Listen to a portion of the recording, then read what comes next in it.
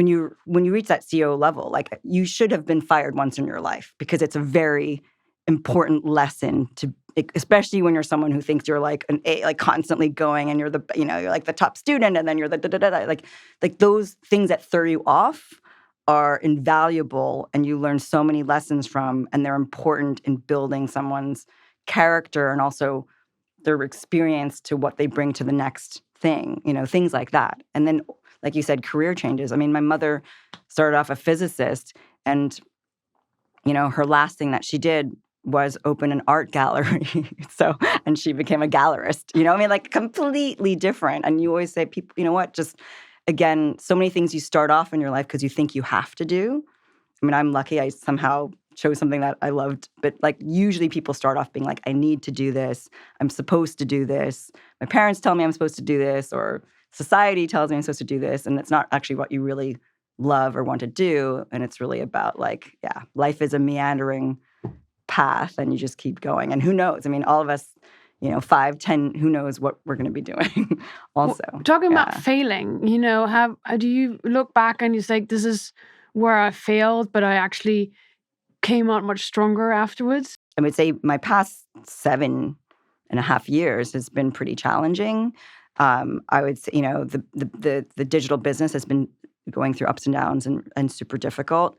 I did, I did get let go at matches, and it's a fact. And when you're someone who's like a very goal-oriented, has always succeeded, and always been told I've been a success, when that happens to you, and it wasn't for reasons of my work, it's for many different reasons, but it's literally like, it's like worse than the worst breakup you've ever had in your life, right? It's worse than that because it's your career. It's like what you stand for. And it literally just takes you for like I don't even know how to, I'm sure people have been through it. So anyway, it really, and it was much later in my career too. So it wasn't like something I went through when I was young. It's like you're already super successful and you're like, whoa. But it teaches you a lot about how things work, how the world works, how business works, and it is life, And I think also when you realize when it comes to, especially when you get to that level, whether it's a public company, whether it's private equity, or whatever it is, founder-owned, there's so many things at stake and so many different people at the final decision-making that's, even if you are the CEO, that you have to take into account. And a lot of things are for many different reasons that they go in a different direction that you're going in. And it's really helpful to understand that the further you go, because in the end, there's so many stakeholders. And I think that it helps you think about these things, that it's not just like what you believe and what you think is right, because, and that obviously is there and it's really important. But if you're not going in the same direction anyway, you weren't supposed to be there. If you learn from it, you probably learn more from yes. Even though it's uncomfortable, yes. No one likes to fail, right? What I love about this time that I've had off is I get to talk to all these different people in different industries and what's going on, and you have this time. But when you're in your business, you're just so entrenched that you're like, you see a lot, but you're in your bubble almost, And so when you go through these experiences, it's like multifaceted. You start to see many more different angles.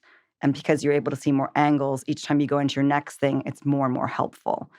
Because you have to be able to see like all the outcomes possible from decisions that you make, right? But also it's very important to always make decisions and move forward, because you realize taking risks is important also. So it's about, and you learn so much of this as you like throughout all the different experiences. So basically, don't be afraid of failure, right? Yeah, you can't be. Otherwise, you're just going to do nothing. Yeah, that's right. And I think a lot of people are afraid of being blamed for stuff. A lot of people don't want to be wrong. But I'm like, it's okay. It's as long. I mean, like I think I was in a business where we called them one-way doors and two-way doors, right? So okay, if it's going to be a one-way door, then there's a lot of people. We really have to make the right decision and live with it. And it is what it is. Not that it can be not completely irreversible, but two-way doors.